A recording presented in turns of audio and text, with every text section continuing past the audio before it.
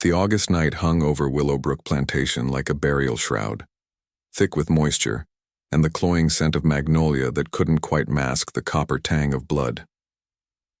In the master bedroom of the great house, Seraphina Moss pressed, her dark fingers against Cordelia Ashworth's fevered belly, feeling for the child that had stopped moving 3 hours ago. The mistress's screams had long since faded to whimpers, her blonde hair plastered to her skull with sweat, her pale hands clutching at the imported French linens as another contraction seized her body.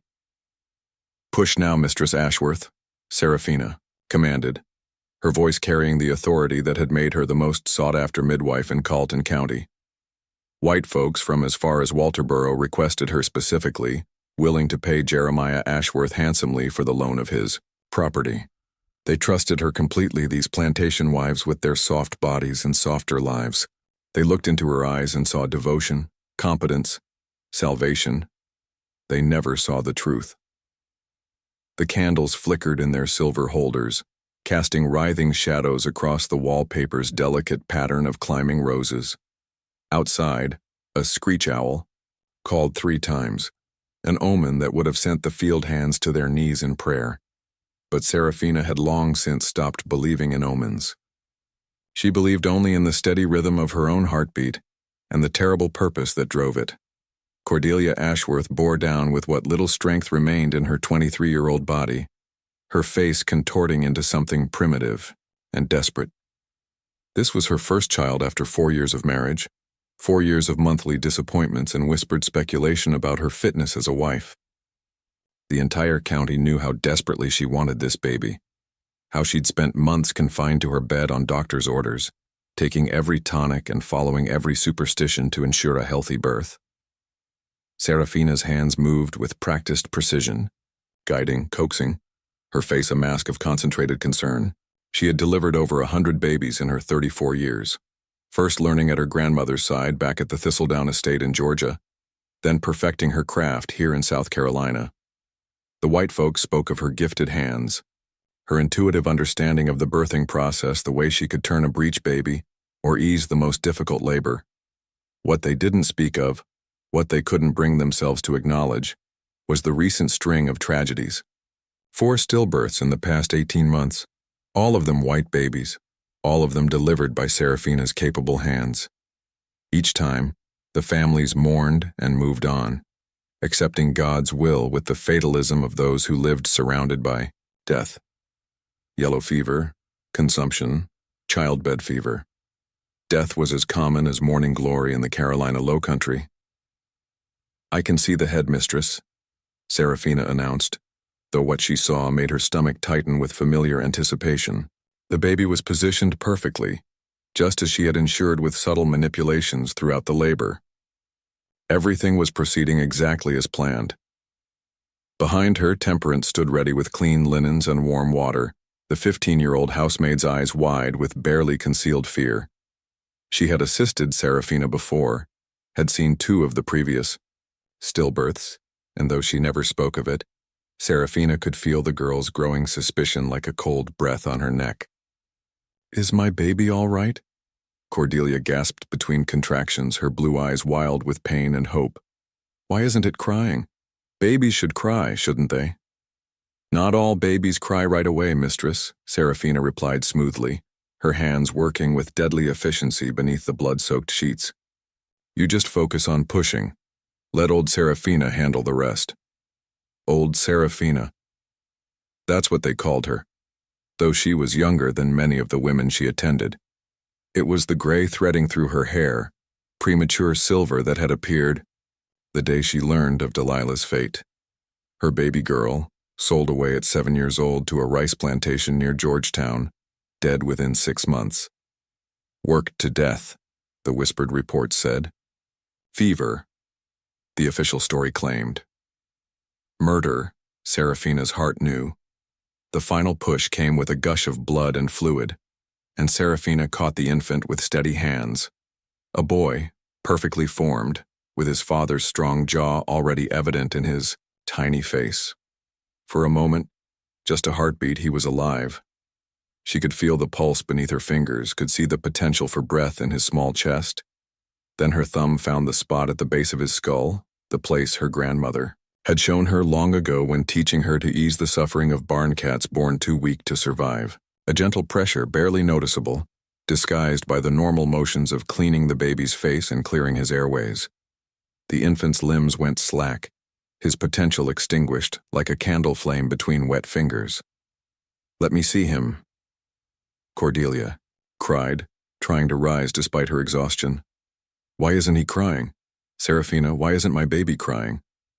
Serafina turned slowly, cradling the still form wrapped in the finest cotton. Her face had arranged itself into lines of profound sorrow, an expression she had practiced in the cracked mirror in her cabin until it became second nature.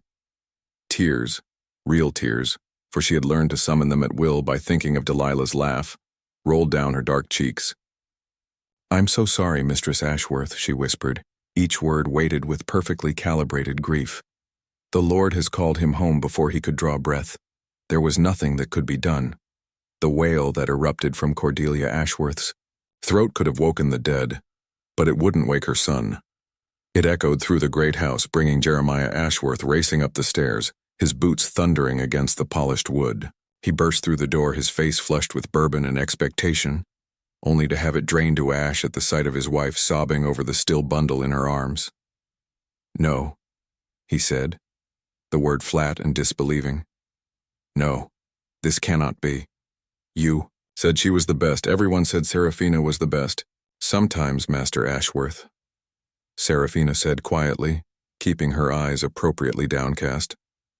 "The Lord's will cannot be denied, no matter how skilled the hands that serve him." She stayed another hour, tending to Cordelia, cleaning the afterbirth, ensuring no hemorrhage would claim the mother as well as the child. Her movements were gentle, professional, above any suspicion. When Dr. Blackwood arrived from Columbia the next morning, he would find nothing amiss. A tragedy, certainly, but a natural one. These things happened, especially in the suffocating heat of August. As Serafina finally made her way back to the slave quarters, the sun was just beginning to rise, painting the sky the color of fresh blood. The other slaves were already stirring, preparing for another day in the cotton fields, but they gave her a wide berth. They always did after she returned from a birthing, whether successful or not. There was something about her that had changed in the past 18 months, something that made even the bravest field hand look away when she passed. She entered her small cabin and closed the door behind her, finally allowing her mask to slip.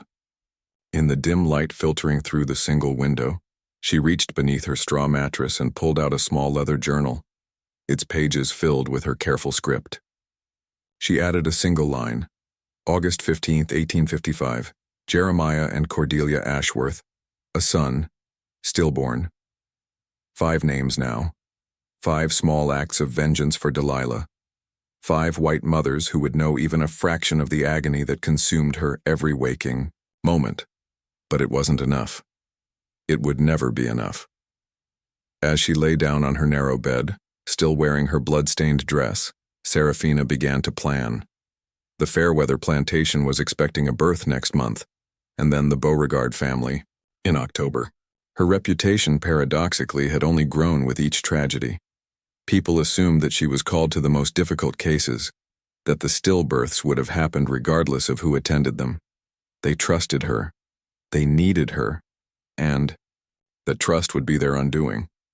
If you're captivated by this chilling tale of vengeance and survival in the antebellum South, make sure to subscribe and hit the notification bell. Your support helps bring more historical horror stories to life. Let me know in the comments what you think of Serafina's dark justice. Is she a villain or a victim? Keep watching as her story unfolds.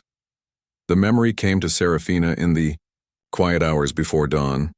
3 years distant but sharp as broken glass, she had arrived at Willowbrook Plantation in the winter of 1852, shackled in the back of a wagon with 2 other women from the Thistledown estate sale.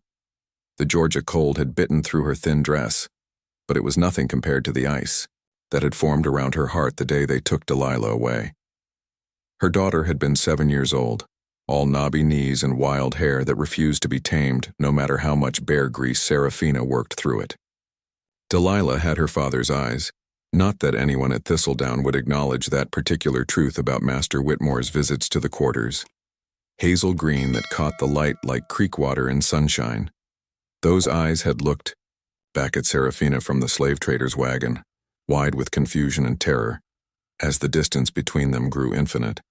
"Mama will find you," Serafina had called out, her voice breaking on the promise. "Mama will always find you, baby girl." But she hadn't. She had tried. Lord knows she had tried, following every whisper and rumor about a light-skinned girl sold to the Georgetown rice plantations. It had taken 8 months for the truth to reach her through the underground network of slaves who carried news between plantations like blood through veins. Delilah had lasted only 6 months at the Riverside plantation. The overseer, a man named Cornelius Dretch, had worked with her in the rice fields despite her young age. When fever season came, she was too weak to fight it off. That was the story they told. But Serafina had learned more from a field hand named Moses, who had escaped Riverside and been caught near Willowbrook. Before they hanged him for running, he had whispered the truth to her through the bars of the punishment shed. Delilah hadn't died of fever. She had tried to run back to her mother and had made it 3 miles before the dogs caught her. The overseer had made an example of her to the other children. Serafina rose from her narrow bed in the pre-dawn darkness of the present, pushing the memory aside with practiced determination. The quarters were already stirring with the sounds of another day's burden beginning. Through her single window she could see the cooking fires being lit, shadows moving between the roughly built cabins that housed Willowbrook's 130 slaves. A soft knock at her door interrupted her morning preparations. She opened it to find Hespera, the plantation's elderly cook, standing in the dim light with a cup of chicory coffee, a rare luxury in the quarters. "Figured you could use this after last night," Hespera said, her knowing eyes studying Serafina's face. The old woman had been at Willowbrook for 40 years, and had seen 3 generations of Ashworths come into the world. She had also seen the change in Serafina over the past 18 months, watched the light die in her eyes and something else take its place. "That's kind of you, Aunt Hespera," Serafina replied, accepting the cup.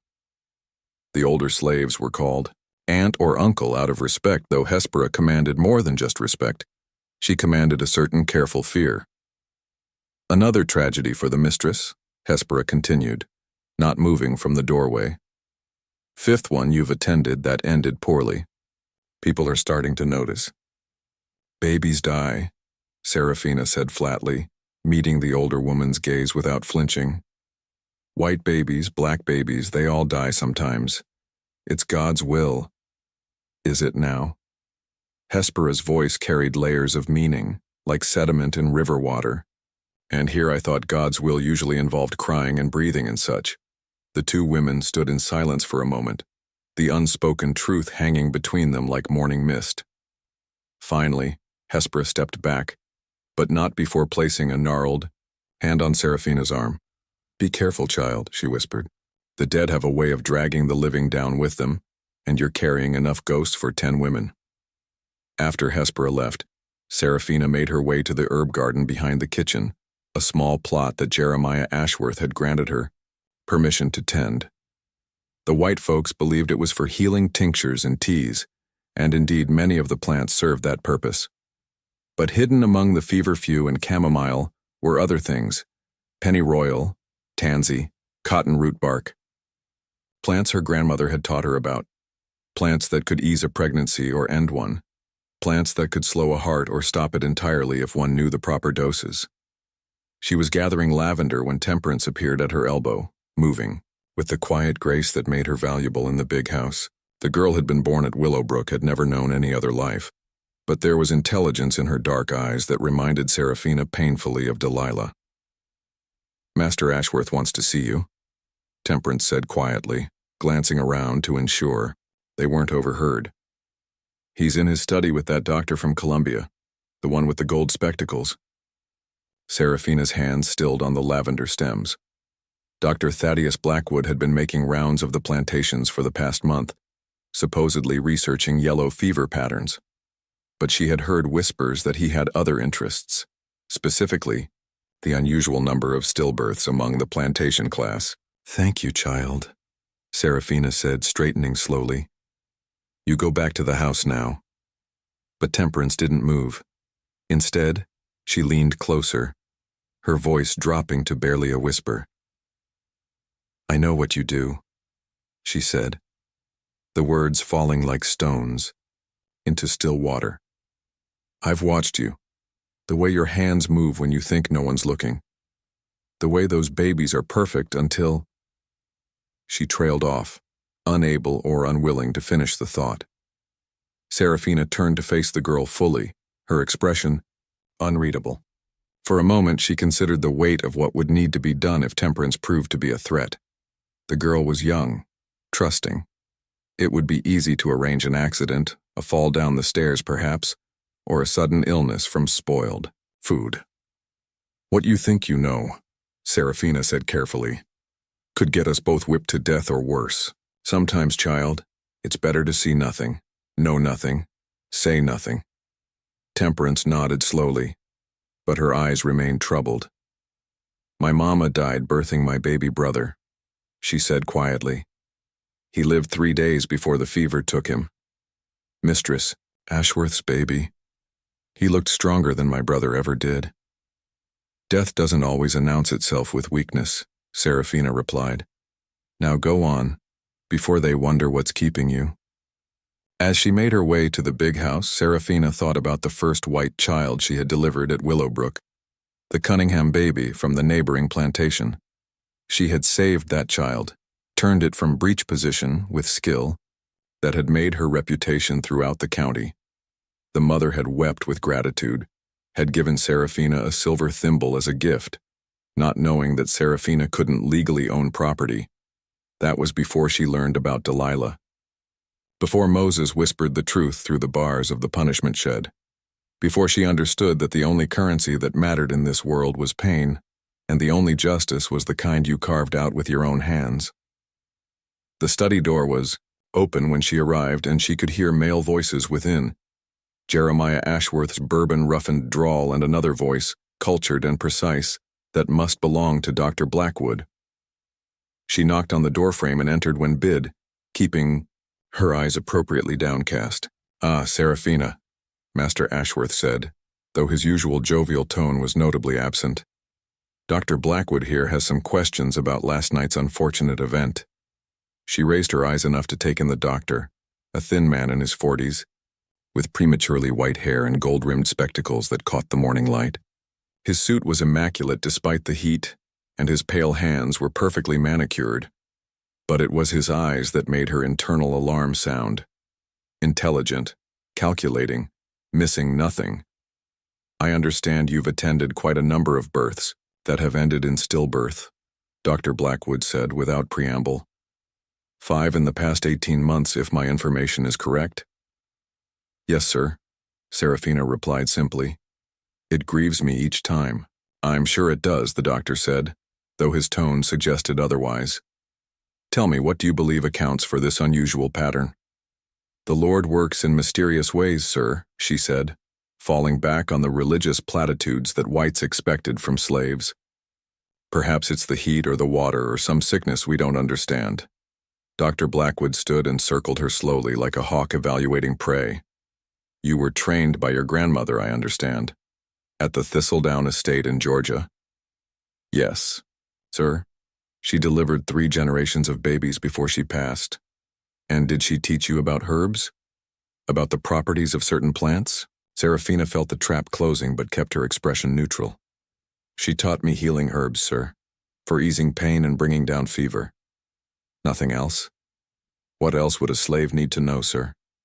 The question hung in the air like smoke from a snuffed candle. Finally, Dr. Blackwood returned to his seat, pulling out a small notebook and making notes with a silver pen. I'll be staying in the area for several weeks, he announced. I've asked Mr. Ashworth to inform me immediately of any impending births. I would like to observe your methods firsthand. Of course, sir, Serafina said, though inside she felt the first real flutter of fear since she had begun her work. I'm always grateful to learn from educated folks like yourself.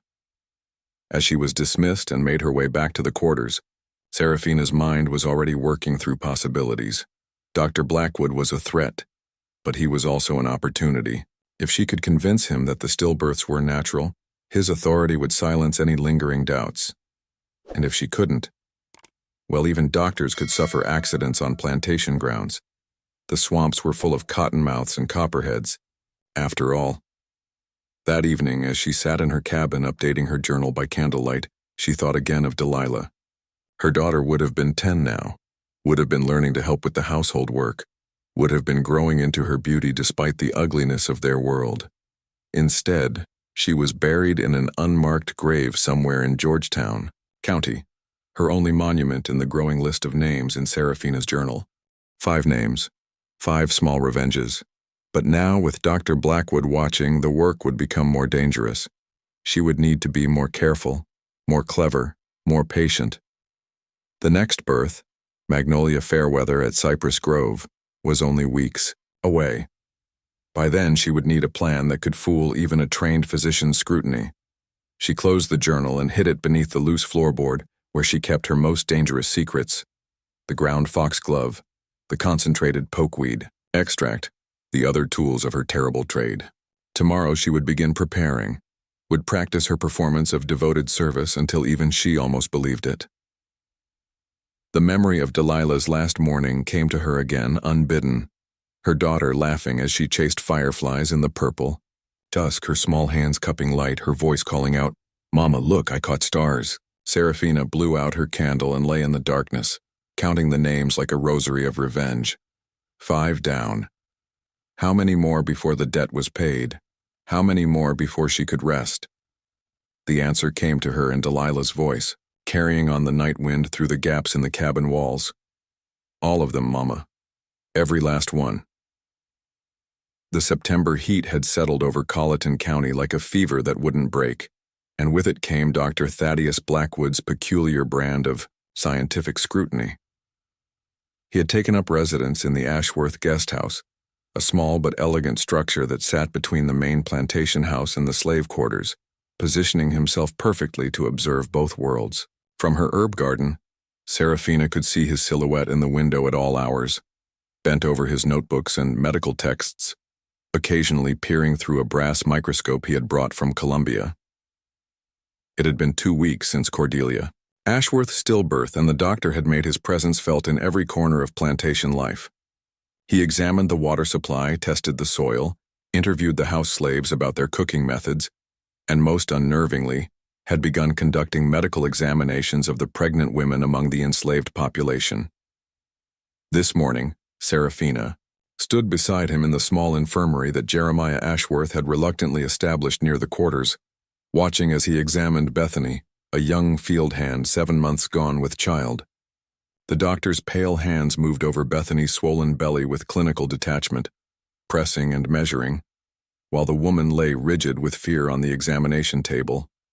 "The fetal positioning seems normal," Dr. Blackwood announced, more to his notebook than to anyone present. "Heart sounds are strong. Tell me, girl, have you experienced any unusual symptoms? Bleeding? Sharp pains?" Bethany's eyes darted to Seraphina, seeking permission or reassurance. Seraphina gave an almost imperceptible nod. "No, sir," Bethany whispered. "Just the normal aches and sickness." "And you've been under Seraphina's care throughout your pregnancy?" "Yes, sir. She gives me tea for the sickness and rubs my back when it pains me." Dr. Blackwood made another note, his pen scratching against the paper like insects in the walls. "What kind of teas specifically?" Seraphina stepped forward smoothly. "Ginger root and peppermint, sir. Sometimes raspberry leaf in the final months, to ease the labor. All common remedies that my grandmother used." "Your grandmother?" the doctor mused, finally looking up from his notes to fix Seraphina with those unsettling pale eyes. "She was from Haiti, was she not? Before she was brought to Georgia?" The question was a trap wrapped in scholarly curiosity. Seraphina had learned that Dr. Blackwood had been making inquiries about her background, had even written to the executor of the Thistledown estate sale. "She was born in Saint-Domingue, yes, sir, before the Revolution," Seraphina replied carefully. "But she learned her midwifery in Georgia from the plantation doctor there. He said she had natural talent." "Saint-Domingue," Dr. Blackwood repeated, savoring the words. where the slaves rose up and slaughtered their masters, where they practiced voodoo and dark arts. Tell me, did your grandmother ever speak of such things? No, sir. She was a Christian woman. Baptist like all of us here. The lie came easily, sweetened with just enough subservience to be believable. In truth, her grandmother had taught her many things that would have horrified the good Baptist. Ministers, how to read the signs in blood and bone, how to call on ancestors for guidance, how to walk the thin line between healing and harming. But most importantly, she had taught her how to hide that knowledge behind a mask of simple devotion. After dismissing Bethany, Dr. Blackwood asked Seraphina to walk with him through the plantation grounds. It was an unusual request, a white man asking for a slave's company, but nothing about Dr. Blackwood was usual. They walked in silence at first, passing the cotton fields where the slaves labored under the watching eyes of overseers, their bent backs glistening with sweat in the morning sun. I've been reviewing the records, Dr. Blackwood said finally, stopping beneath the shade of a massive live oak draped with Spanish moss. The stillbirths you've attended show a curious pattern. All were white infants. All were from prominent families. And all occurred during or shortly after the full moon. Seraphina kept her expression neutral, even as her heart began to race. She hadn't realized there was a lunar pattern. That was pure coincidence. But the doctor's observation showed how closely he was examining every detail. The full moon has always been a time of difficulty in birthing, she offered. My grandmother said it pulls on the waters in the body, just like it pulls on the tides. Superstition, Dr. Blackwood said dismissively. Though there may be some scientific basis for gravitational effects on amniotic fluid. But that doesn't explain why only white infants are affected. He turned to face her fully, and Seraphina saw something in his expression that chilled her more than any threat of violence.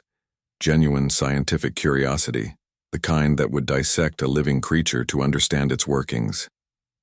I have a theory, he continued, pulling a small vial from his coat pocket. The liquid inside was clear with a faint green tinge. This is an extract from a plant called Digitalis purpurea, foxglove. In small doses, it can regulate the heart. In larger doses, it stops it entirely. The interesting thing is that it leaves very little trace in the body after death. Seraphina recognized the extract immediately. She had a similar preparation, hidden beneath her cabin floor, but kept her face carefully blank. I've found traces of foxglove growing wild near several of the plantations where stillbirths occurred, Dr. Blackwood continued, including here at Willowbrook. Now, it's possible. This is a coincidence, but I wonder, if someone were to introduce such an extract during the birthing process, perhaps mixed with other herbs to mask its presence, could it not cause an infant's heart to stop just as it entered the world? The accusation hung between them like a blade, but Seraphina had survived too much to flinch now. Instead, she allowed confusion to cloud her features, even a touch of hurt pride. Sir, are you suggesting I would harm a baby? An innocent child? She let her voice tremble slightly. I've devoted my life to bringing life into this world. Every child I've lost haunts me. I pray for them every night. Dr. Blackwood studied her for a long moment, then smiled, a thin, cold expression that never reached his eyes. Of course not. I'm merely exploring all possibilities. Science demands we question everything, even the unthinkable.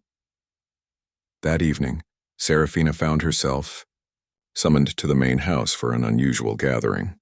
Several plantation owners from the surrounding area had come to dine with Jeremiah Ashworth, and hear Dr. Blackwood present his initial findings. She was to stand in attendance, a living exhibit in the doctor's presentation.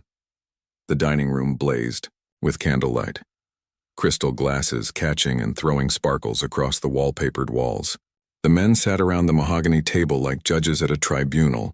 Jeremiah Ashworth, Augustus Fairweather from Cypress Grove, Mordecai Beauregard from Belle Reve, and several others whose wives had suffered losses.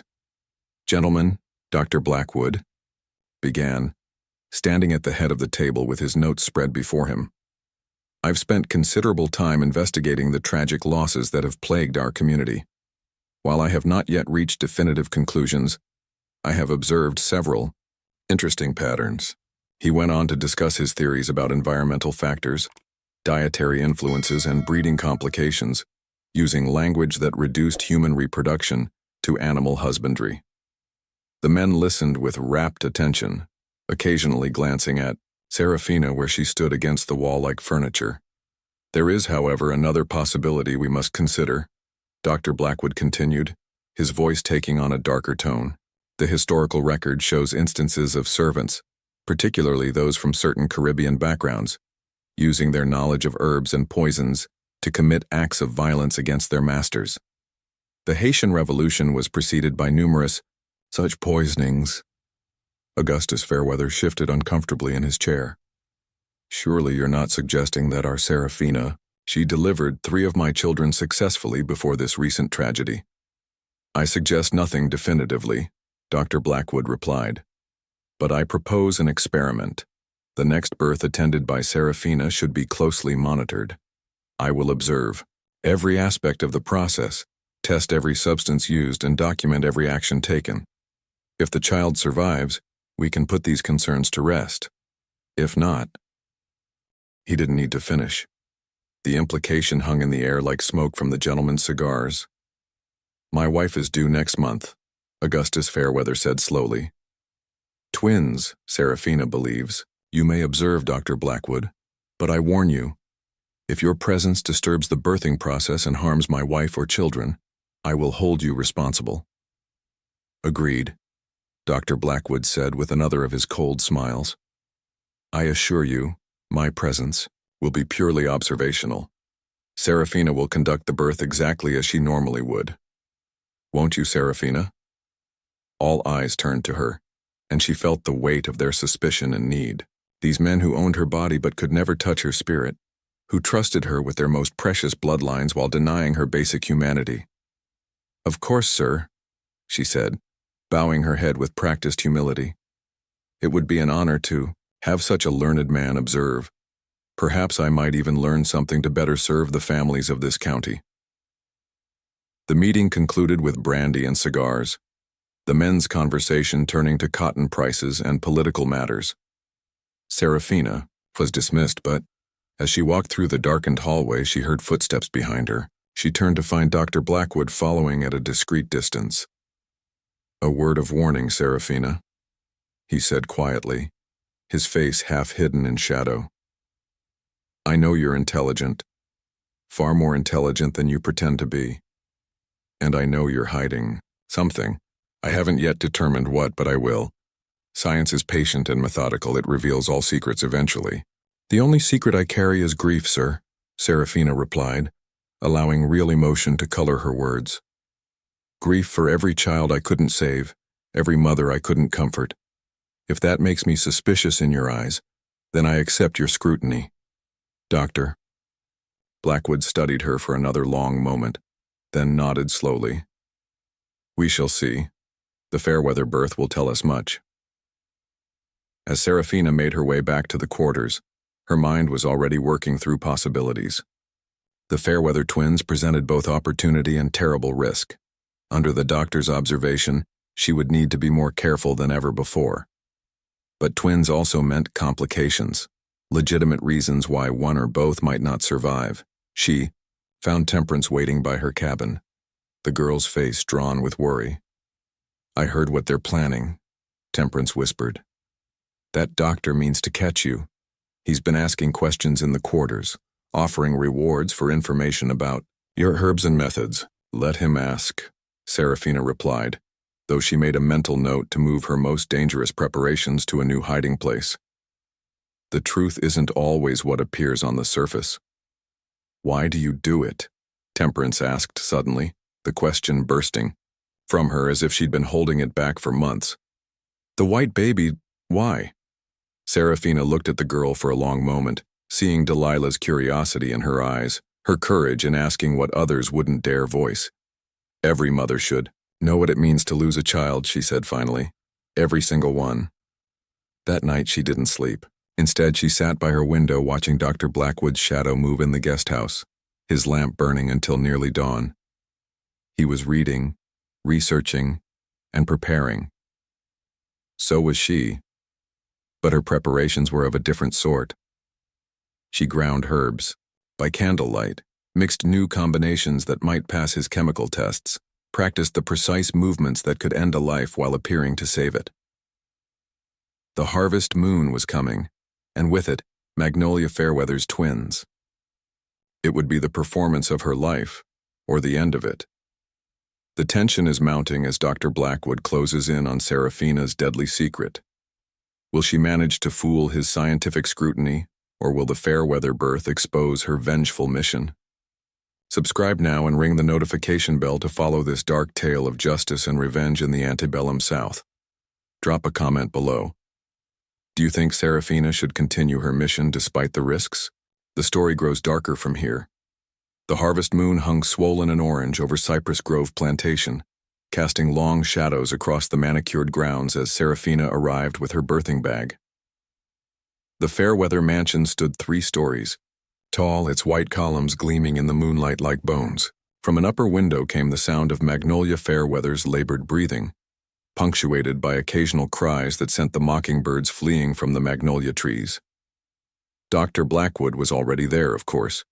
He had arrived hours earlier to prepare his observation station, transforming an adjoining room into a makeshift laboratory with his microscopes, chemical solutions, and endless notebooks.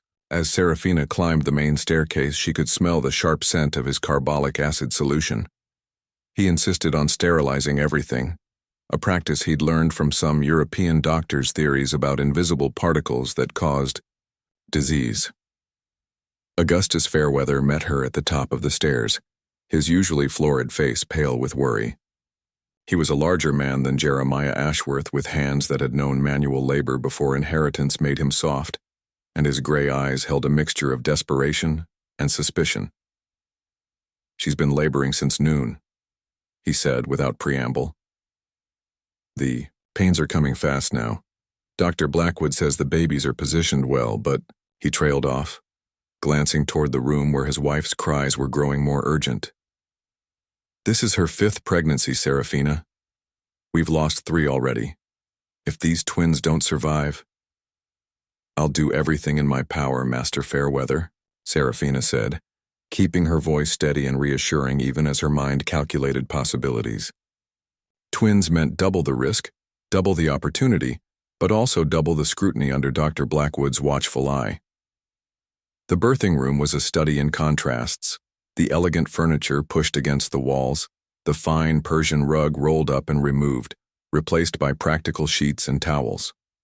Magnolia Fairweather lay propped against a mountain of pillows, her auburn hair plastered to her skull, her nightgown soaked with perspiration.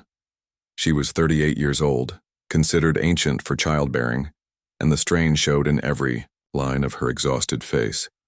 "Thank God you're here," she gasped, reaching out to grasp Serafina's hand with surprising strength. "The doctor, he keeps examining me with those cold instruments, but he doesn't understand." "You understand, don't you? You've done this before." "Many times, mistress," Serafina assured her, already assessing the situation with practiced eyes. The woman's color was poor, her pulse rapid and thready. The twins were indeed positioned well. She could feel them through the distended belly, but something else was wrong. There was a rigidity to the womb that suggested complications. Dr. Blackwood entered from his adjoining laboratory, wiping his hands on a pristine white cloth. His gold spectacles caught the lamplight as he observed Serafina's examination. "What is your assessment?" he asked, as if they were colleagues rather than master and property. "The first baby is head down, ready to emerge," Serafina reported. "The second is transverse, sideways, which will require turning after the first. Is delivered, but there's something else. The womb feels..." She paused, choosing her words carefully. "Wooden. Hard in a way that suggests the bleeding inside." "Placental abruption," Dr. Blackwood said immediately, his eyes sharpening with interest. "If you're correct, we have very little time. The babies must be delivered immediately, or all 3 will die." For a moment, Serafina felt the universe offering her an unexpected gift. Placental abruption was often fatal to both mother and children, a legitimate medical emergency that could explain any number of deaths. But as she looked at Magnolia Fairweather's terrified face, something twisted in her chest. This woman had never been cruel to her slaves, had even allowed them small freedoms like Sunday gatherings and garden plots. More importantly, she had 3 living children who would be orphaned. "We need to act quickly," Serafina said, pushing aside her moment of hesitation. "Mistress Fairweather, the babies must come now. You'll need to push with everything you have, even if the pains aren't telling you to." What followed was a battle between life and death that had nothing to do with Serafina's dark mission. The first twin, a boy, emerged after 20 minutes of desperate pushing, his face purple but his lungs strong enough to announce his arrival with a piercing wail. Dr. Blackwood immediately took the infant, examining him with scientific thoroughness, while Serafina worked to deliver the second child.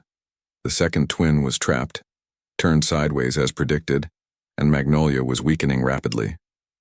Blood had begun to seep through the sheets, too much blood, and Serafina knew she was watching a woman die. "I need to turn the baby," she announced, looking directly at Dr. Blackwood. "It will cause her tremendous pain, but it's the only chance." "Do it," Augustus Fairweather commanded from the doorway, his voice breaking. "Whatever it takes." Serafina reached inside, her skilled hands finding the baby's feet, slowly manipulating the tiny body into position. Magnolia screamed, a sound that would haunt even Serafina's hardened dreams, but she didn't stop. 5 minutes later, the second twin emerged, another boy, smaller than his brother, silent and still. This was the moment. The child wasn't breathing, his skin tinged blue, his limbs limp. Everyone would expect him to die. Dr. Blackwood was occupied with the first twin. Augustus was at his wife's head, trying to keep her conscious. Serafina held the power of life and death in her hands, literally. She could let him die. It would be so easy, so expected. One twin surviving from such a complicated birth would be considered a miracle. No one would question it, not even the suspicious doctor. But as she looked at the tiny form, something her grandmother once said echoed in her mind. "The spirits judge us not just by our actions, but by the choices we make when no one is watching." Hands moved without conscious thought, clearing the baby's airways, massaging his chest with precise pressure, breathing her own air into his tiny lungs. Once, twice, 3 times. On the 4th breath, he gasped, coughed, and began to cry. Weak at first, then stronger. "He's alive!" Augustus cried, tears streaming down his face. "Both of them are alive!" But Magnolia Fairweather was fading. The blood loss was too severe, her body too exhausted from the prolonged labor. Serafina worked frantically, packing the bleeding with clean cloths, administering the herbs that might slow the hemorrhage. But she could see death settling over the woman's features like a veil. "The children," Magnolia whispered, her voice barely audible. "Let me see them." Augustus brought the twins to her, placing them against her chest. She smiled, an expression of perfect peace despite her agony, and kissed each tiny head. "Cassius and Prometheus," she said. "Those are their names. Strong names.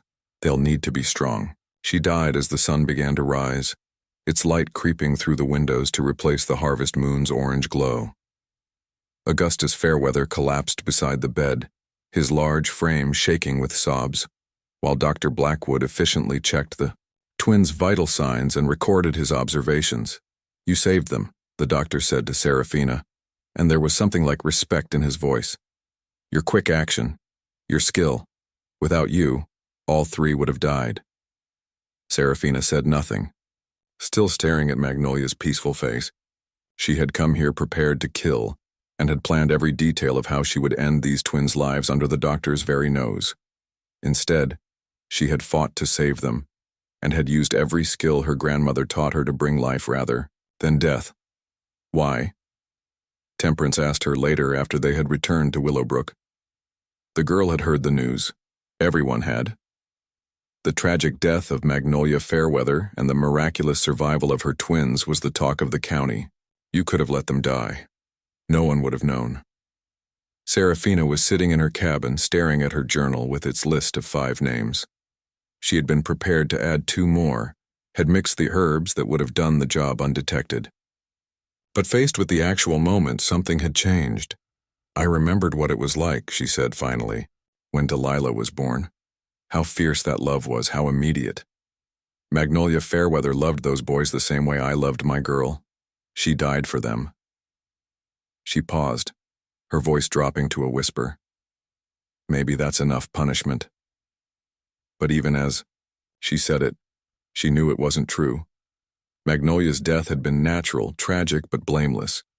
It wasn't the same as having your child ripped away, sold like cattle, worked to death in rice fields. The debt remained unpaid. Dr. Blackwood visited her cabin that evening, an unprecedented breach of social protocol that set the entire quarters buzzing with speculation. He stood in her doorway, having to duck his head to fit under the low frame, his pale eyes studying her sparse surroundings. "I owe you an apology," he said without preamble. "I suspected you of the worst kind of crimes, but what I witnessed today, no one intending harm would have fought so hard to save those children." Serafina remained seated on her stool, looking up at him with a carefully neutral expression. "I do what I can, sir. God decides the rest." "Yes, well," Dr. Blackwood adjusted his spectacles, clearly uncomfortable. "I'll be returning to Columbia tomorrow. My report will state that the stillbirths appear to be a tragic coincidence, possibly related to environmental factors I'm still investigating. Your reputation should remain intact." After he left, Serafina sat alone in the darkness for a long time. She had passed the test and had proven herself above suspicion. She was free to continue her work, to add more names to her journal, to balance the scales of justice as she saw fit.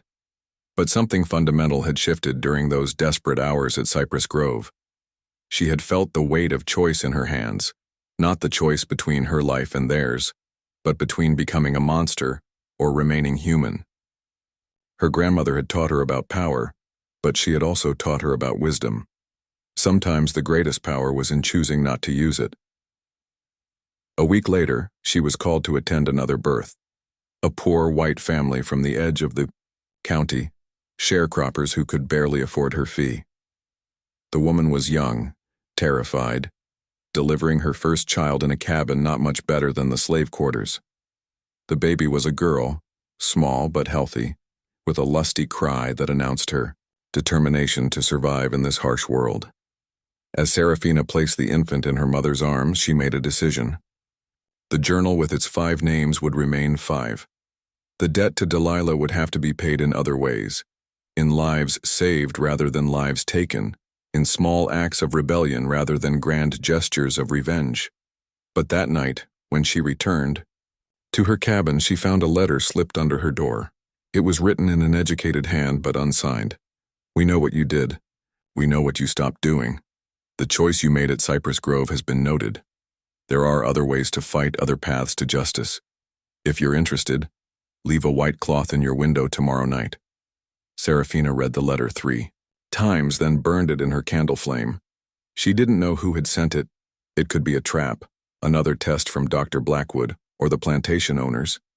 Or it could be something else, something she had heard whispered about in the quarters, a network of those who resisted in secret, who fought slavery with cunning rather than violence. She thought of Delilah, of the promise she had made to find her, to avenge her. Perhaps there were other children like Delilah who could still be saved, other mothers who could be spared that particular agony. Perhaps redemption lay not in evening the score, but in preventing future tragedies. The next night, a white cloth appeared in her window. The white cloth in Serafina's window had been answered 3 nights later by a black feather left on her doorstep, a raven's feather, still glistening with oil. She knew it was a summons, though to what and where remained a mystery. That same morning, Temperance appeared at her cabin before dawn, her young face drawn with exhaustion and something else, fear mixed with determination.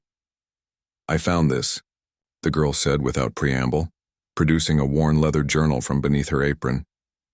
"Hidden under your floorboard when I was looking for mouse holes to plug." They both knew she was lying about the mouse holes, but Serafina felt ice forming in her veins as she recognized her own journal, the one with 5 names written in her careful script. She had moved it after Dr. Blackwood's warning, but apparently not well enough. "What you found," Serafina said slowly, "could see us both hanged from the oak tree in the town square." "I know," Temperance replied, but instead of fear there was something else in her eyes. "My mama's name was Celestine. She died birthing my brother, but before that she knew things. She could read, though she hid it. She taught me letters in the dirt, then brushed them away. She told me that knowing things was dangerous, but not knowing was death." Serafina studied the girl carefully. 15 years old, but aged beyond her years by slavery's weight. Smart enough to be dangerous, brave enough to be foolish. "What do you want?" Serafina asked. "To understand," Temperance said. "The names. In your book, I recognize them. All stillbirths you attended, all white babies.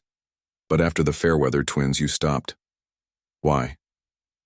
Before Serafina could answer, they heard footsteps approaching, heavy, measured steps that belonged to Hespera. The old cook entered without knocking, as was her way, her milky eyes somehow seeing everything despite their cloudiness. "Child," she said to Temperance, "you're needed at the big house. Mistress Ashworth is calling for you." Temperance hesitated, looking between the two older women, then handed the journal back to Serafina and left. Hespera waited until her footsteps faded, then settled her considerable bulk onto Serafina's single chair. "That girl is too curious for her own good," Hespera said. "Curiosity killed more than just cats in this place." "She found my journal," Serafina admitted. There was no point in lying to Hespera. The old woman had ways of knowing things that defied explanation. "I know," Hespera replied, "just like I know what's written in it. Just like I know what you did to those babies, and what you didn't do to the Fairweather twins." Serafina's hand moved instinctively toward the knife she kept, hidden in her skirts, but Hespera laughed, a sound like dry leaves rustling. "Child, if I meant you harm, you'd have been hanging from that oak months ago. I've known since the second one, the Pemberton baby. You used foxglove, didn't you? Just a drop on your finger, transferred to the baby's lips during the cleaning. Your grandmother's teaching, I expect." "How could you possibly?" "Because my grandmother taught me the same things," Hespera interrupted.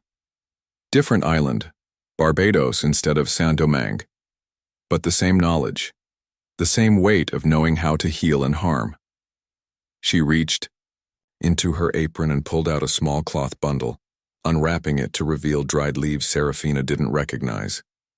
"This is bloodroot," Hespera explained, "from the Cherokee peoples who lived here before the white folks came. They traded it to my grandmother for fever medicine, a little help with coughs. A lot stops the heart, but leaves no trace. Cleaner than foxglove, harder to detect. Why are you telling me this?" "Because you're at a crossroads, child. That letter you got, yes, I know about that too. It's from people who call themselves the Railroad. Not the Freedom Railroad that takes our people north, but something else. Something that fights back in different ways." Hespera stood with difficulty, her joints protesting. "There's a meeting tonight, full midnight, at the old tobacco barn on the abandoned Crenshaw place. If you go, your life changes. If you don't, you keep your 5 names and your guilt, and maybe that's enough. Choose wisely." After the old woman left, Serafina sat in the growing morning light, staring at her journal. 5 names, 5 small revenges that had seemed so important, so necessary. But what had they really accomplished? The white mothers grieved and moved on, had more babies, and continued their lives of privilege. The system that had killed Delilah remained unchanged. That afternoon, while working in her herb garden, she was surprised by a visitor, Cordelia Ashworth, still dressed in mourning black for her lost son. The mistress looked pale and drawn, her former beauty dimmed by grief, but there was something else in her eyes as she approached. "I need your help," Cordelia said without preamble, glancing around to ensure they weren't overheard. "I'm with child again." Serafina's hand stilled on the rosemary she'd been cutting. "That's wonderful news, Mistress Ashworth." "Is it?" Cordelia's voice was bitter. "My husband thinks so. He needs an heir, he says. As if our son was just a failed attempt, something to be replaced." She moved closer, lowering her voice. I don't want this baby, Serafina. I can't go through it again. The hope, the pain, the loss. I know you have ways. Herbs that can... Mistress, Serafina said carefully. What you're asking? It's illegal, I know. Immoral, they'd say. But they don't understand what it's like, carrying death inside you for 9 months, wondering if this time will be different. Tears rolled down Cordelia's pale cheeks. Please, I know you have the knowledge. Everyone knows you learned things from your grandmother, things beyond simple midwifing. Here was an unexpected reversal. The white mistress begging the slave for forbidden knowledge, for the power to choose her own fate. Serafina thought of the bloodroot Hespera had shown her, of the other herbs that could end a pregnancy safely, in the early months. I can help you, she said finally. But not here. Too many eyes. There's an old barn on the abandoned Crenshaw place. Meet me there at sunset, alone. Cordelia nodded eagerly, pressing a small leather purse into Serafina's hands. Thank you, thank you. As the sun set that evening, Serafina made her way through the pine forest to the Crenshaw place, a plantation abandoned 10 years ago when the family died of yellow fever. The old tobacco barn stood like a skeleton against the darkening sky, its boards weathered silver by time and neglect. Cordelia was already there, pacing nervously in the shadows. But she wasn't alone. As Serafina approached, figures emerged from the darkness. Hespera, Temperance, and 3 people she didn't recognize. A tall man with ritual scars on his cheeks, a woman in field hand clothes with intelligent eyes, and, surprisingly, a white man in simple farmer's clothing. What is this? Cordelia gasped, starting to back away. The crossroads Hespera mentioned, the scarred man said, his voice carrying an African accent Serafina hadn't heard since childhood. My name is Tobias. I represent those who resist in shadow rather than daylight. I don't understand, Cordelia said, but the woman in field clothes stepped forward. You asked for herbs to end your pregnancy, she said. We can provide them. But we ask something in return, information. Your husband meets with other planters, discusses business, politics. We need to know what they're planning. You're asking me to spy on my own husband? We're asking you to choose, Tobias said. Between the system that killed your baby, oh yes, we know the truth of that, and the possibility of change. Cordelia's eyes widened as she turned to Serafina. You killed my son? Yes, Serafina said simply. There was no point. In denial now. And 4 others, because your people killed my daughter. The white farmer stepped forward before Cordelia could respond. My name is Elijah Thornwood, he said. I owned slaves once. I inherited them from my father. One day I watched my overseer whip a child for spilling water, a child no older than my own son. That night I freed them all and joined this cause. You're abolitionists, Cordelia breathed. We're more than that, Tobias replied. We're a network. Some help slaves escape north. Others gather information. Some, like Serafina here, are positioned to influence events in other ways. The question is, will you join us? Cordelia stood frozen, her world reshaping itself around her. Finally, she asked, and if I refuse? Then you leave here with the herbs you came for and never speak of this, the field woman said. But you'll always wonder what might have been different if you'd chosen courage over comfort. My son, Cordelia said to Serafina, her voice breaking. Did he suffer? No, Serafina replied. And for once it was the truth. It was instant, like falling asleep. Cordelia closed her eyes, swaying slightly. When she opened them, there was something new there, not forgiveness perhaps, but understanding. I'll do it, she said. I'll gather information. But I want something more than just the herbs. I want to know why. Why my baby? What had he done? Nothing, Serafina said. Just like my Delilah had done nothing. That's the horror of it all. Innocents paying for the sins of systems they didn't create. The meeting continued for another hour, plans being made, codes established, roles assigned. Serafina learned that the network was vast, stretching from Virginia to Florida, with members in the most unexpected places. Judges who dismissed runaway, cases on technicalities. Doctors who declared slaves too sick to work when they were healthy.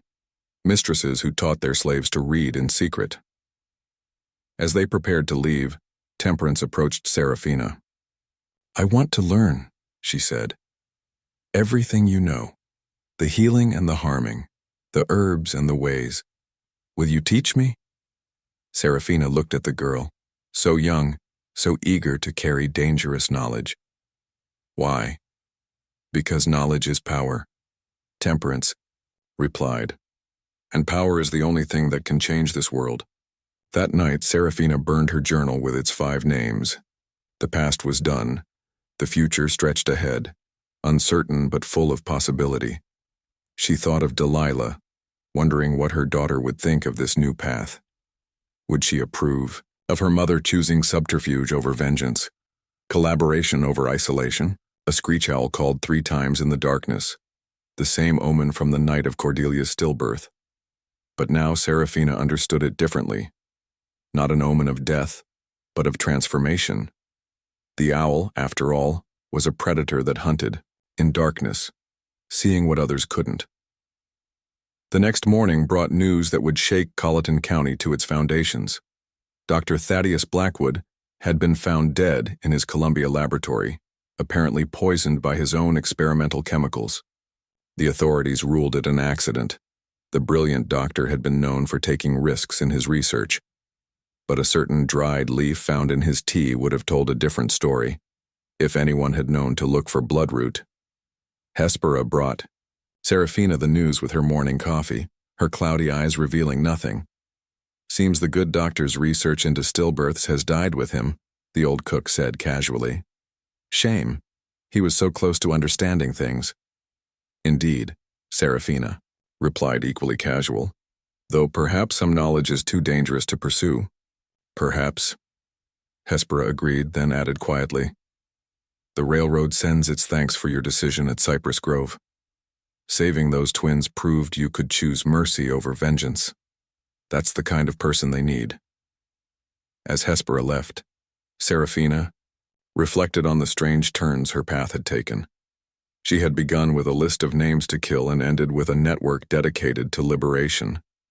The debt to Delilah remained, would always remain, but perhaps it could be paid in freedom rather than blood. The story takes a dramatic turn as Serafina joins a resistance network and discovers she's not alone in her fight. But with Dr. Blackwood dead and new alliances forming, what dangers lie ahead? Make sure you're subscribed to see how this tale of rebellion and redemption unfolds. Comment below. Do you think Cordelia can be trusted, or will she betray the network? The final chapter promises even more shocking revelations. October arrived with unseasonable cold, frost silvering the cotton fields of Willowbrook Plantation like premature age. 6 weeks had passed since the meeting in the abandoned barn, 6 weeks during which Serafina had lived a double life more complex than her previous deception. By day, she tended to the sick and pregnant, her reputation as a midwife intact despite the whispered suspicions that had never quite died. By night, she taught Temperance the ancient knowledge, prepared packets of herbs for the railroad, and received coded messages through Cordelia Ashworth. The summons came on a Thursday morning, delivered by Jeremiah Ashworth himself as he made his rounds of the quarters. He found Serafina tending to an elderly field hand's infected wound, her hands gentle despite the man's delirium. "You're needed at the house," he said brusquely, his bloodshot eyes avoiding direct contact with hers. The bourbon was taking its toll earlier each day now, his hands trembling slightly as he gestured. "Cordelia's time has come." Serafina's blood chilled. Cordelia wasn't supposed to be pregnant. She had taken the herbs and had confirmed their success. Unless— "I'll come immediately, Master Ashworth," she said, her mind already racing through possibilities. The walk to the main house felt like a march to the gallows. Had Cordelia betrayed them? Has the network been exposed? Or was this something else? Entirely another test from forces she didn't yet understand? She found Cordelia in her bedroom, not in labor, but sitting fully dressed in her vanity, her face composed, but her eyes burning with something Serafina couldn't quite read. Beside her stood a woman Serafina had never seen before, elderly, well-dressed with the bearing of old Southern aristocracy. "Close the door," Cordelia commanded, and Serafina obeyed, noting that Jeremiah was nowhere to be seen. "This is my Aunt Theodora Blackwood," Cordelia said, and Serafina's heart nearly stopped. "Dr. Thaddeus Blackwood's sister." The elderly woman studied Serafina with eyes as sharp and cold as her late brother's had been. "I know what you did," she said without preamble. "All of it. The babies you murdered, the network you've joined, the role you played in my brother's death." Serafina stood perfectly still, calculating distances to the door, the window, the letter opener on Cordelia's vanity that could serve as a weapon if needed. "I should clarify," Theodora continued, a thin smile creasing her weathered face. "I know and I approve." The words hung in the air like smoke from an extinguished candle. Serafina looked between the two white women, searching for the trap. "My brother was brilliant," Theodora said, settling into a chair with obvious difficulty. "But he was also a monster. His research into racial characteristics, his experiments, I've read his private journals. What he did to enslaved women and children in the name of science would horrify even the most hardened slaveholder." She reached into her bag and pulled out a leather-bound journal, its pages yellowed with age. "This details his experiments at a plantation in Mississippi before he came to South Carolina. Deliberate infection with diseases to test racial immunity theories. Surgical procedures without anesthesia to study pain responses. Children. Serafina." "He experimented on children?" Serafina felt sick, but also vindicated. She had sensed something, evil in Dr. Blackwood beyond mere prejudice, something that made even her acts of vengeance seem mild by comparison. "He was close to exposing you," Cordelia added. "He'd written to colleagues in Europe about his suspicions and was planning to have you arrested and dissected. Yes, dissected, to understand what he called the savage mind." Aunt Theodora intercepted those letters. "Why?" Serafina asked, finding her voice at last. "Why would you protect me?" Theodora's expression darkened. "Because 40 years ago I had a daughter, Charlotte. She was beautiful, willful, and in love with a young man her father didn't approve of. When she became pregnant out of wedlock, my husband sent her to my brother for medical assistance. She died on his table, along with her baby. He called it a tragic complication, but I knew better. He killed her because she had violated his ideas about racial purity. The father was Italian, you see, not quite white enough for the Blackwood family." The room fell silent, 3 women bound by losses that transcended the boundaries society had built between them. "We have a proposition," Cordelia said finally. "Aunt Theodora has connections throughout the South. Judges, senators, even advisors to President Pierce. The railroad needs that kind of access. In exchange, we need someone to disappear." "Who?" Serafina asked, though she suspected she already knew. "Jeremiah," Cordelia said flatly. "My husband. He's planning something terrible. He's been corresponding with other planters about forming a militia to hunt escaped slaves into northern states. They call themselves the Brotherhood of Blood. They plan to start a war if necessary to preserve slavery. You want me to kill your husband?" "No," Theodora interjected. "Death would make him a martyr. We need him discredited, ruined, driven mad, if necessary, and we believe you have the knowledge to accomplish that." Serafina thought of the herbs she knew, the ones that could alter the mind rather than stop the heart.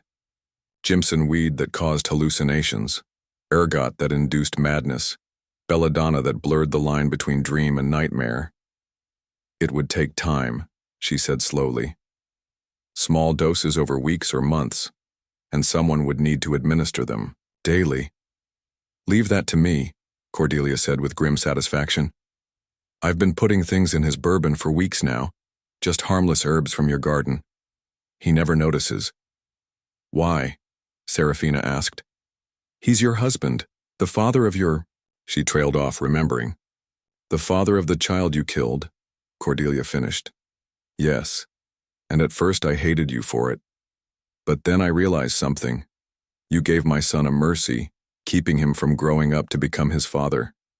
Jeremiah has 3 bastard children in the quarters.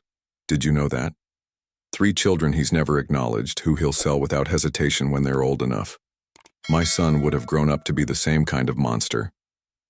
Over the next hour, they planned Jeremiah Ashworth's downfall with the precision of generals planning a campaign. Small doses of carefully selected herbs would gradually erode his sanity. Cordelia would document his deterioration in letters to concerned relatives. Theodora would ensure those letters reached the right people. Within 6 months, Jeremiah would be committed to an asylum, his plantation sold, his slaves scattered to the wind, but scattered according to the railroad's design, to places where freedom might be possible. As Serafina prepared to leave, Theodora handed her a daguerreotype, a photograph, still a rare and expensive novelty. It showed a young woman with dark hair and kind eyes. Charlotte, Theodora said. My daughter. She would have been 43 now. Might have had children of her own. Every child you save, every family you keep together honors her memory. That night, Serafina prepared the first batch of what would become Jeremiah Ashworth's medicine. A careful blend of herbs that would seem to treat his drinking problem while slowly dismantling his grip on reality. As she worked, Temperance assisted, learning the precise measurements, the proper extraction methods, the art of hiding poison in plain sight. Is this justice? The girl asked, holding a vial of tincture up to the candlelight. No, Serafina replied honestly. Justice would be Delilah alive and free. This is just survival, and maybe a chance for others to have what she couldn't, eh? Month later, the first signs appeared. Jeremiah began seeing shadows that weren't there, hearing voices in empty rooms. He accused slaves of plotting against him, then forgot his accusations minutes later. He would fly into rages over imagined slights, then weep like a child for reasons he couldn't articulate. 2 months in, he held a dinner party that became the talk of Colleton County. In front of 12 guests, he insisted that the roasted peacock on the table was speaking to him, warning him of a slave uprising. He pulled a pistol and shot the bird repeatedly, spraying gravy and stuffing across his horrified guests. 3 months in, he became convinced that his deceased father was living, in the walls watching him, judging him. He tore apart entire rooms searching for hidden passages, destroying family heirlooms and valuable furniture in his frenzy. Through it all, Cordelia played the devoted wife, documenting everything, writing tearful letters to relatives about her husband's decline. Theodora ensured those letters reached influential people, along with doctors' reports, written by physicians sympathetic to the cause, recommending immediate institutionalization. The end came in February 1856, almost exactly a year after Serafina had begun her dark work. Jeremiah Ashworth was found in the cotton fields at dawn, naked and screaming, claiming that the plants were his children and someone was trying to harvest them. The sheriff, accompanied by 2 doctors and a judge, all railroad members though they didn't know each other as such, declared him incompetent. He was taken to the state asylum in Columbia, where he would spend his remaining years insisting that his slaves had poisoned him, a claim dismissed as the ravings of a madman. Cordelia, as his nearest relative, took control of the plantation. Her first act was to hire Elijah Thornwood, the white farmer from the railroad, as her new overseer. Her second was to begin gradually freeing slaves, claiming economic necessity, while actually sending them north through underground railroad routes. The night before, Serafina was to leave Willowbrook. Cordelia had arranged for her to be sold to a sympathetic family in Maryland, from where she could easily escape to Pennsylvania. She visited the small cemetery where the plantation's slaves were buried. She found the unmarked grave she was looking for, the one Hespera had shown her months ago. This is where we buried the babies, the old cook had said. The ones who died naturally, and the others. We couldn't tell them apart after a while, so we buried them together. Seemed fitting somehow. Serafina knelt beside the grave, pressing her hands into the cold earth. 5 white babies lay here, victims of her vengeance. But how many black babies lay in unmarked graves across the South? How many Delilahs?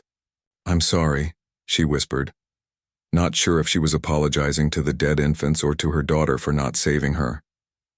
"I'm sorry for all of it." "Don't be," a voice said behind her. She turned to find Temperance, no longer the frightened girl. She'd been a year ago, but a young woman ready to take up the work. "You did what you had to do, we all do." "Will you continue?" Serafina asked.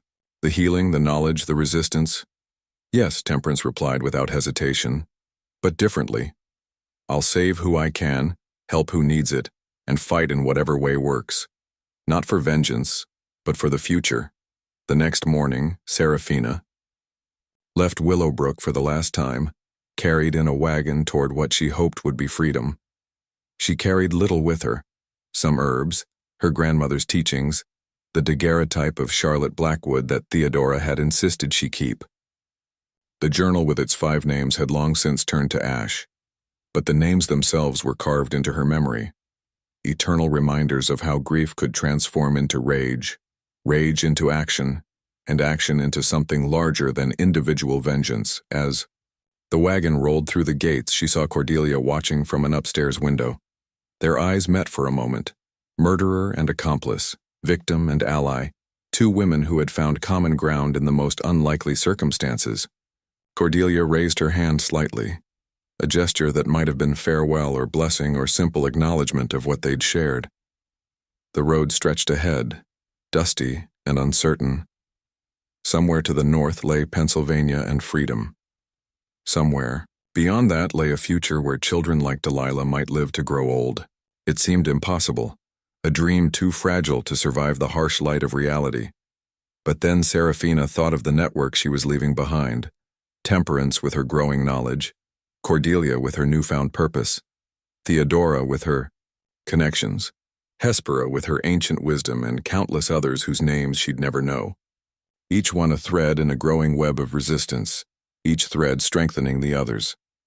She thought of Dr. Blackwood's research into racial characteristics, his attempt to prove scientifically what slavery had always claimed, that some people were born to be property.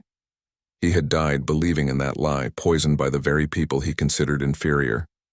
There was a poetry in that, a justice more complete than anything Serafina could have planned. The wagon rolled on, carrying her toward whatever came next. Behind her, the sun rose over Willowbrook Plantation, where the cotton still grew and slaves still labored. But where something fundamental had changed, the seeds of destruction had been planted, watered with madness and tended by unexpected hands. Serafina closed her eyes and let herself imagine, just for a moment, that Delilah was waiting for her somewhere up north. Not the 7-year-old who'd been taken, but the young woman she might have become, strong, free, alive. It was a fantasy, she knew, but sometimes fantasies were all that kept people moving forward. "Find your way to freedom, Mama," she whispered to herself in Delilah's imagined voice, "and then help others find theirs."